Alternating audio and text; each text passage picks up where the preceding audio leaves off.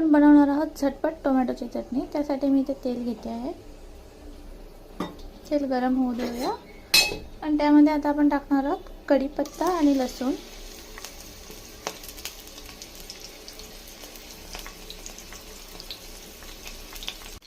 आता आपण त्यामध्ये टोमॅटो जो आपला मेन इन्ग्रेडियंट आहे त्याला ॲड करणार आहोत। मीठ टाकणार आहोत अर्धा चमचा।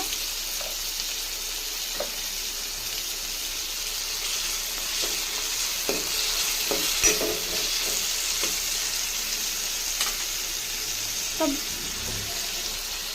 2 मिनिटं वाफ देणार आहोत। आपला टोमॅटो छान नरम झालेला आहे। आता आपण याच्यामध्ये मसाले ॲड करून घेऊया। अर्धा चमचा हळद घालूया, अर्धा चमचा किचन किंग मसाला, धने पावडर घालूया, अर्धा चमचा घरगुती मसाला। छान असं मिक्स करून घेऊया।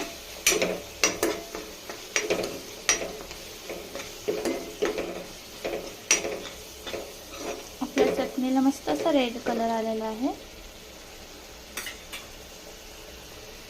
त्याच्यात कोथिंबीर ॲड करूया।